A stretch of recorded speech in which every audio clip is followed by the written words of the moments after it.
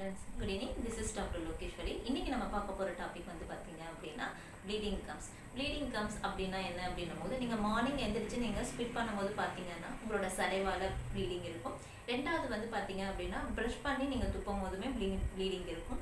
மூணாவது வந்து நம்ம fruits and vegetables Goa apple ஏதாவது கடிக்கும் போதுமே பார்த்தீங்க அப்படின்னா அதுலேயுமே வந்து ப்ளீடிங் வந்து தென்படும். ஸோ அப்படி இருக்கிறத தான் நம்ம வந்து ப்ளீடிங் கம்ஸ் அப்படின்னு சொல்கிறோம். ஸோ அதுக்கான மெயின் காரணம் வந்து பார்த்தீங்க அப்படின்னா நம்பர் 1 வந்து poor oral hygiene. So poor oral ஹைஜின்னு நம்ம சொல்லும் போது நம்ம சாப்பிட்ட பிறகு வந்து பார்த்தீங்க அப்படின்னா நம்மளுடைய உணவு துகள்கள் வந்து ஒரு மென்மையான படலமாக மாறி நம்மளோட பற்களுக்கும் ஈர்களுக்கும் நடுவில் இருக்க கம் லைனில் போய் தங்க ஆரம்பிச்சிடும். அதை நம்ம ப்ராப்பராக க்ளீன் பண்ணலை அப்படின்னா நமக்கு ப்ளீடிங் கம்ஸ் வந்து ஃபார்ம் ஆகும்.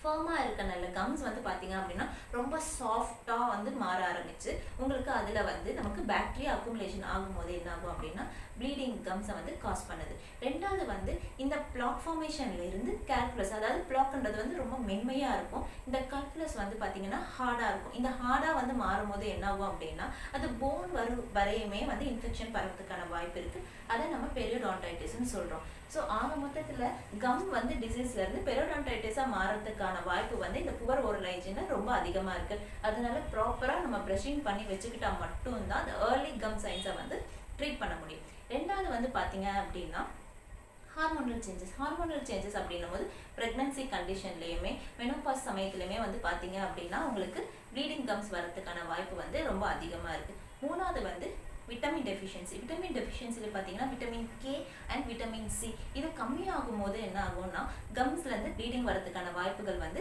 இருக்குது. நாலாவது வந்து பார்த்தீங்க அப்படின்னா இனி டயபெட்டிக் கண்டிஷன்ஸ்லேயுமே வந்து உங்களுக்கு நம்ம கம்ஸ்லேருந்து ப்ளீடிங் வரதுக்கான வாய்ப்புகள் அதிகம். நாலாவதாக வந்து பார்க்கும்போது பார்த்தீங்க அப்படின்னா நம்ம வந்து மெயினாக இந்த மெடிக்கேஷன்ஸ் எல்லாம் எடுத்துக்கிறோம் இல்லைங்களா, ஹீமோஃபிலியா கண்டிஷன்ஸ் ஆகட்டும் இல்லை லுக்கீமியா கண்டிஷன்ஸ்லேயுமே ஆகட்டும், அது எல்லாமே உங்களுக்கு ப்ளீடிங் காஸ் பண்ணும். அதை தவிர்த்து வந்து ஓவராக ப்ரஷ் பண்ணும்போது ஹார்ட் பிரிசில்ஸை வச்சுட்டு விகரஸாக ப்ரஷ் பண்ணிக்கிட்டே இருந்தாலும் நம்ம கம்லேருந்து ப்ளீடிங்கான வரத்துக்கான வாய்ப்புகள் ரொம்ப அதிகமாக இருக்குது. மேற்கொண்டு சொன்ன காரணத்தில் மிக முக்கியமான காரணம் வந்து ப்ளீடிங் கம்ஸுக்கு புவர் ஓரல் ஹைஜீன். அதனால மெயினாக 2 times ப்ரஷ் பண்ணிவிட்டு நம்ம கம்ஸை வந்து நல்ல தூய்மையாகவும் ஹெல்த்தியாகவும் வச்சுக்கிட்டோம் அப்படின்னா இந்த ப்ளீடிங் கம்ஸை வந்து நம்ம ப்ரிவென்ட் பண்ணலாம். அதையும் தாண்டி நம்ம பிளாக்லேருந்து வந்து கேல்குலஸாக ஃபார்ம் ஆயிடுச்சுன்னா அதை உங்கள் வீட்டில் வந்து க்ளீன் பண்ண முடியாது. கண்டிப்பாக அது வந்து டென்டிஸ்ட்டை போய் மட்டும்தான் நம்ம ப்ரொஃபஷனலாக க்ளீன் பண்ணும்போது மட்டும்தான் இந்த கேல்குலஸை ரிமூவ் பண்ண முடியும்.